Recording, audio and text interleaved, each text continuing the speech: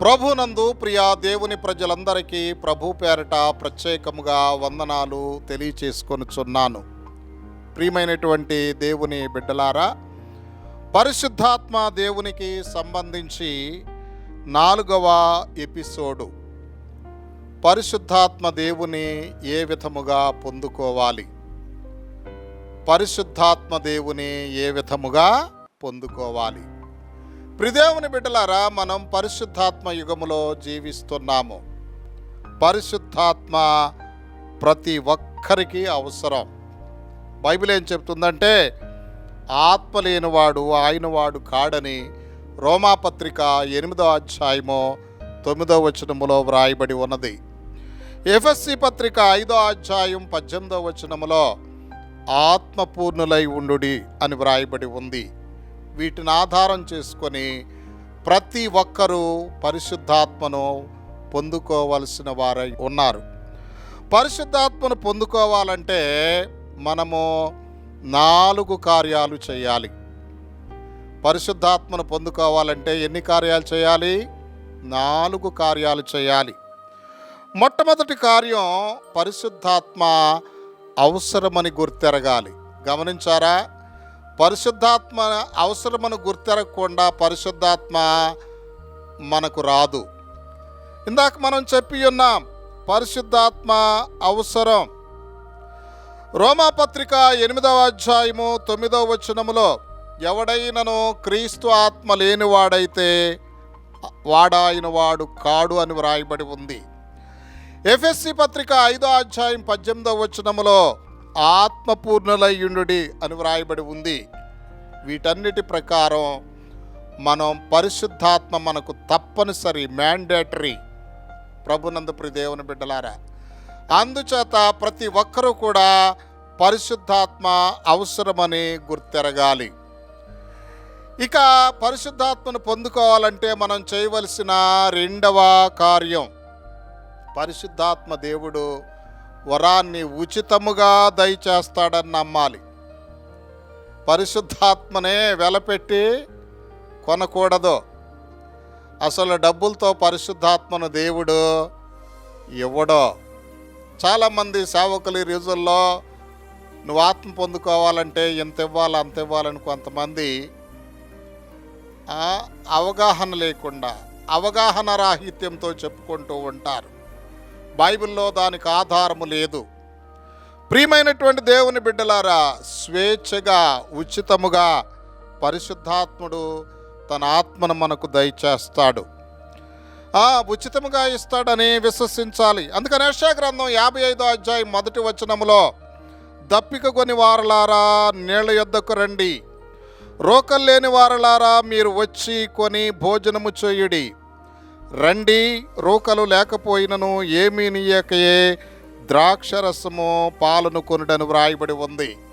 అలాగే యోహాను సువార్త 7వ అధ్యాయం 37-38 వచనముల్లో, ఎవడైనను దప్పికొని ఎడల నా యొద్దకు వచ్చి దప్పి తీర్చుకొనవలెను, నా యందు విశ్వాసముంచు వాడెవడో లేఖనము చెప్పినట్లు వాని కడుపులో నుండి జీవజల నదులు పారునని బిగ్గరగా చెప్పెను.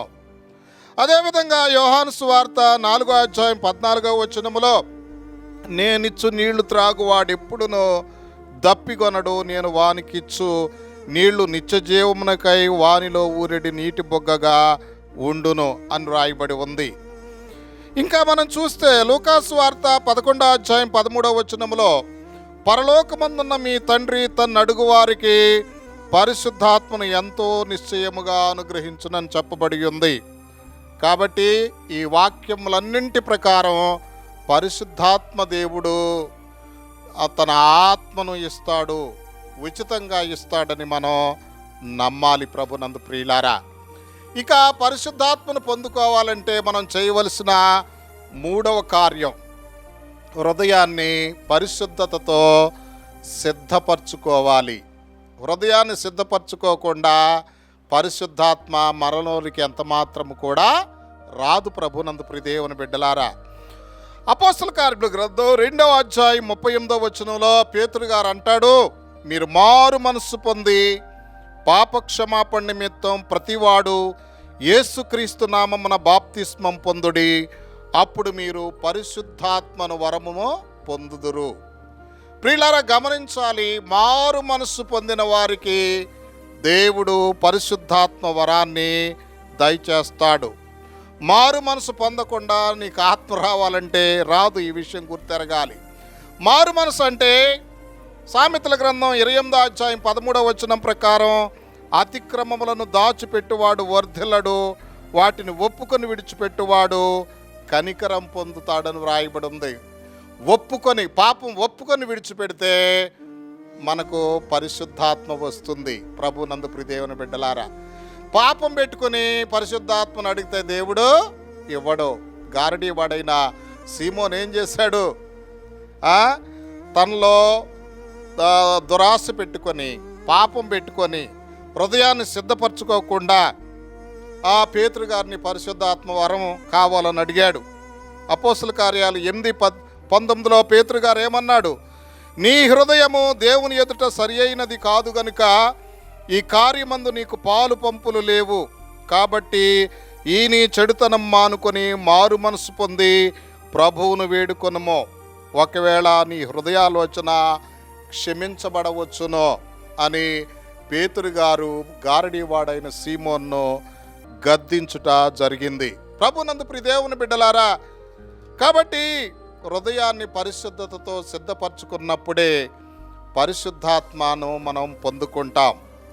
ఇక పరిశుద్ధాత్మను పొందుకోవాలంటే చేయవలసిన ఆఖరి కార్యం, 4వ కార్యం, కనిపెట్టి ప్రార్థన చేయాలి. ప్రార్థన చేయాలి, వాక్యాన్ని కూడా ధ్యానించాలి. చాలామంది ఈ కార్యం చేయరు. హడావుడిగా ఆత్మ పొందుకోవాలనుకుంటూ ఉంటారు. ఆత్మ పొందుకోవాలంటే సమయం పడుతుంది. వాక్యాన్ని ధ్యానం చేయాలి, వాక్యాన్ని వినాలి, కనిపెట్టి ప్రార్థన చేయాలి. మత్తయి సువార్త 7వ అధ్యాయం 7వ వచనంలో ప్రభు ఏం చెప్పారంటే, అడుగుడి మీకు ఇవ్వబడును అని చెప్పాడు. లూకా సువార్త 11వ అధ్యాయం 13వ వచనంలో అడుగు వారికి పరిశుద్ధాత్మను ఇస్తానని ప్రభు చెప్పాడు. వీటి ప్రకారముగా ఆది సంఘములో మేడగదిలో 120 మంది కనిపెట్టి ప్రార్థన చేశారు. అపోస్తల కార్యముల గ్రంథం 1వ అధ్యాయం 14వ వచనములో వీరందరూ వీరితో కూడా కొందరు స్త్రీలను, యేసు తల్లి అయిన మరియమ్మయు ఆయన సహోదరులను ఏక మనసుతో ఎడతెగక ప్రార్థన చేయుచుండిరి. ఇలా ఏక మనసుతో ఎడతెగక కనిపెట్టి ప్రార్థన చేసినప్పుడు వాళ్ళు పరిశుద్ధాత్మను పొందుకొని అన్య భాషలు మాట్లాడారు. ప్రభునందు ప్రియ దేవుని బిడ్డలారా, పరిశుద్ధాత్మను పొందుకోవటానికి చేయవలసిన 4వ కార్యం కనిపెట్టి ప్రార్థన చేయాలి. మరొకసారి ఈ 4 పాయింట్లు నేను మీకు జ్ఞాపకం చేస్తా. పరిశుద్ధాత్మను పొందుకోవాలంటే 1, పరిశుద్ధాత్మ అవసరమని గుర్తెరగాలి. 2, పరిశుద్ధాత్మను దేవుడు ఉచితముగా ఇస్తాడని విశ్వసించాలి. 3వది, అందుకు హృదయాన్ని సిద్ధపరచుకోవాలి.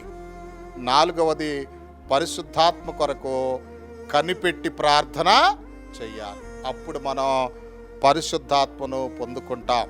అటువంటి కృప పరిశుద్ధాత్మ దేవుడు మనకందరికీ దయచేయుదురుగాక. ఆమెన్. పరిశుద్ధాత్మ దేవుడా, మీకు వందనాలు, స్తోత్రాలు నాయన.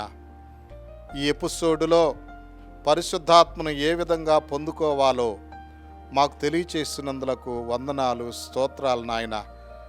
1, ఆత్మ అవసరమని గుర్తెరగాలి, ఉచితముగా దయచేస్తారని విశ్వసించాలి, హృదయాన్ని సిద్ధపరచుకోవాలి, కనిపెట్టి ప్రార్థన చేయాలన్న విషయాలు మాతో మాట్లాడినందులకు స్తోత్రాలు.